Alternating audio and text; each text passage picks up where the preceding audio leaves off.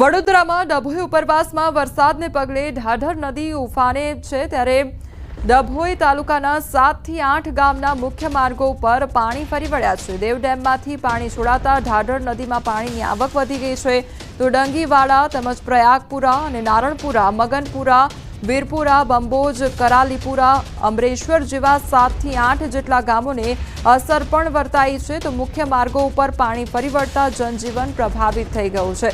તો વડોદરાના આ દ્રશ્યો સામે આવ્યા છે કે જ્યાં સતત વરસાદ વરસવાને કારણે જે ઢાઢર નદી છે તેમાં પાણીની આવક વધી ગઈ છે તેના કારણે જે આસપાસના 7 થી 8 જેટલા ગામો છે તેને અસર વર્તાઈ છે અને સતત વરસાદ વરસવાને કારણે જે પાણીની આવક છે તેમાં પણ વધારો થયો છે।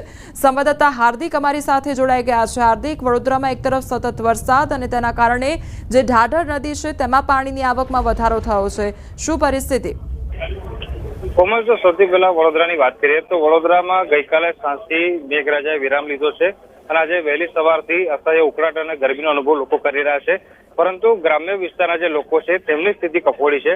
આ ગ્રામ્ય વિસ્તારની વાત કરીએ તો વાઘોડિયા અને ડભોઈ તાલુકામાંથી ઢાઢર નદી પસાર થાય છે ત્યારે ઢાઢર નદીમાં નવા નીરની આવક થવાના કારણે તે ઉફાને ચડી છે અને ગઈકાલે બપોર સુધી લગભગ 4 જેટલા ગામ જે છે તે સંપર્ક વિહોણા થયા હતા ડભોઈ તાલુકાના। ત્યારે આજે સવારે જે તાજા સમાચાર મળી રહ્યા છે કે 7 થી 8 ગામ જે છે તેમના મુખ્ય રોડ ઉપર પાણી ફરી વળ્યું છે। ગામડાઓની વાત કરીએ તો દંડીવાડા, પ્રયાગપુરા, નારાયણપુરા સહિતના જે અનેક ગામો છે તેને અસર જે છે તે જોવા મળી રહી છે। ત્યારે જે નદી કિનારા રહેતા વિસ્તારના લોકો છે તેમને સાવધ રહેવા માટે તંત્ર દ્વારા અપીલ કરવામાં આવી છે। કોબલ જી હાર્દિક, સમગ્ર માહિતી બદલ આપનો આભાર। તો વડોદરામાં પ્રાથમિક શાળામાં પાણી ભરાઈ ગયા છે। સિદ્ધપુર ગામની જે પ્રાથમિક શાળા છે તેમાં પાણી ભરાઈ ગયા છે। શાળામાં પાણીનો નિકાલ નહીં થતા તંત્ર સામે અનેક સવાલ ઉઠી રહ્યા છે। શાળાના ઓરડામાં પાણી ભરાતા હાલાકી વેઠવાનો વારો આવ્યો છે તો શાળામાં પાણી ભરાતા પ્રી મોન્સૂન કામગીરી પર અનેક સવાલ ઉઠ્યા છે।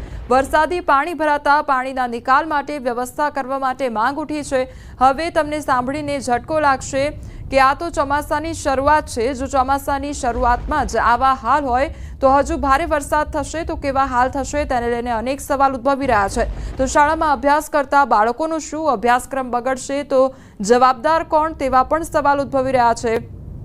તંત્ર કેમ આટલી બેદરકારી દાખવી રહ્યું છે અને આવા અનેક સવાલો ઉદ્ભવી રહ્યા છે કારણ કે શાળાના ઓરડામાં જે પાણી છે તે ભરાઈ ગયું છે તેના કારણે અત્યારે બાળકોને ભણાવવા કેવી રીતે તેને લઈને પણ સવાલ ઉદ્ભવી રહ્યો છે।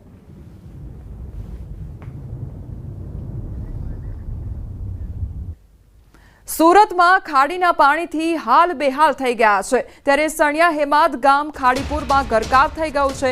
10 ફૂટ પાણીમાં ફસાયેલા ટેન્કર ચાલકનું રેસ્ક્યુ કરવામાં આવ્યું છે। મોડી રાત્રે ખાડીપુરના પાણીમાં ફસાયો હતો વ્યક્તિ અને કન્ટેનર ઉપર ચાલકે રાતવાસો કાઢ્યો હતો તો માજી સરપંચ અને તેની ટીમ દ્વારા રેસ્ક્યુ કરવામાં આવ્યું। બે દિવસ સુધી ખાડીપુરની સમસ્યાનો લોકો સામનો કરી રહ્યા છે। પાણી નિકાલ ન થતા લોકોએ તંત્ર સામે હવે તે લોકો દ્વારા રોષ વ્યક્ત કરવામાં આવી રહ્યો છે તેમજ પાણી નિકાલની કોઈ પણ પ્રકારની વ્યવસ્થા ન થતી હોવાની તે લોકો દ્વારા હવે રોષ વ્યક્ત કરવામાં આવી રહ્યો છે। તો આ વ્યક્તિ ફસાયો હતો તેનું રેસ્ક્યુ પણ કરવામાં આવ્યું હતું।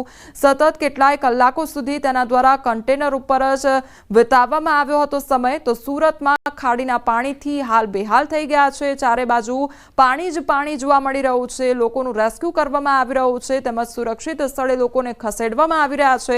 ત્યારે સણિયા હેમાદ ગામની આ પરિસ્થિતિ સામે આવી છે કે જ્યાં સતત વરસાદ ખાબકવાને કારણે પાણી ભરાઈ ગયા છે। લોકોના ઘરોમાં પણ પાણી ઘૂસ્યા છે તો 10 ફૂટ પાણીમાં ફસાયેલા ટેન્કર ચાલકનું રેસ્ક્યુ કરવામાં આવ્યું હતું।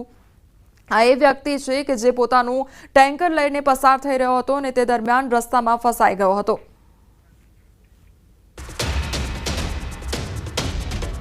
ત્રીજા દિવસે પણ સુરત પાણી થયેલું જોવા મળ્યું છે। સુરતની મધ્યમાંથી પસાર થતી ખાડીઓમાં પાણીનું લેવલ વધ્યું છે તો સણિયા હેમાદ ગામ ખાતે ગઈકાલે 9 ફૂટનું પાણીની સપાટી જોવા મળી અને હવે 11 થી 12 ફૂટ પર પહોંચી ગઈ છે। ત્યારે સણિયા હેમાદ ગામમાં ખાડીના પાણી ફરી વળ્યા છે તો સણિયા હેમાદની આ તસવીરો સામે આવી છે કે જ્યાં સતત વરસાદ વરસવાને કારણે પાણી ભરાઈ ગયા છે।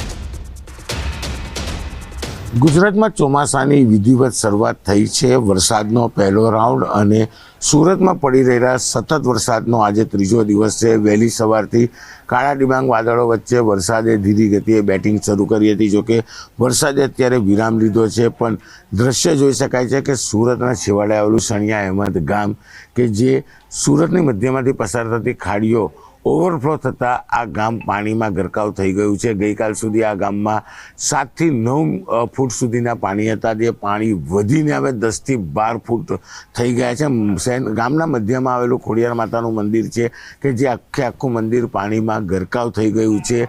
સુરત ગામ્યમાં પડેલા વરસાદને લઈ સુરતમાંથી પસાર થતી ખાડીઓ ઓવરફ્લો થઈ છે, જેને લઈને આ પ્રકારનો નજારો સુરતમાં જોવા મળી રહ્યો છે. ખાસ કરીને સનિયા અહેમદ હોય, કુંભારિયા હોય, મગોબ હોય, લિંબાયત હોય, ઘોડાદરા હોય, તમામ જગ્યા પર પાણી જોવા મળી રહ્યું છે. ખાસ કરીને સુરત મહાનગરપાલિકાએ તાપી શુદ્ધિકરણ પ્રોજેક્ટને લઈને વાળક ખાડીને ડાયવર્ટ કરી હતી અને 2 ખાડીમાંથી એક ખાડી જ્યારે બનાવી છે, ત્યારે 2 ખાડીનું પાણી એક ખાડીમાં આવતાની સાથે જ આ ખાડી ઓવરફ્લો થાય છે. છેલ્લા 5 વર્ષથી આ સમસ્યાથી સ્થાનિક લોકો પીડાઈ રહ્યા છે. સતત રજૂઆત, આંદોલન છતાં પણ કોઈ પણ નિકાલ થતો નથી. ખાસ કરીને સિઝનમાં 3 વખત આ પ્રકારે આ ગામ ડૂબતું હોય છે. ત્યારે સણિયા અહેમદના દ્રશ્ય છે કે જે ખોડિયાર માતાનું મંદિર આવેલું છે, એ મંદિર પાણીમાં ગરકાવ થઈ ગયું છે. દ્રશ્ય જ ઘણું બધું કહી જાય છે કે સુરતમાં કયા પ્રકારની પરિસ્થિતિ છે. સતત ત્રીજે દિવસે વરસાદને લઈ સુરતના અલગ અલગ વિસ્તારોમાં પાણી જોવા મળી રહ્યું છે. કેમેરામેન જીગર ગુગલ સાથે કીર્તેશ પટેલ, ન્યૂઝ 18 ગુજરાતી, સુરત. તો સુરતમાં સતત વરસાદ ખાબકવાને કારણે ઠેર ઠેર પાણી ભરાઈ ગયા છે. તો બીજી તરફ તંત્ર દ્વારા પણ કામગીરી હાથ ધરવામાં આવી છે. જે લોકો ફસાઈ ગયા છે તેમનું રેસ્ક્યુ પણ કરવામાં આવી રહ્યું છે.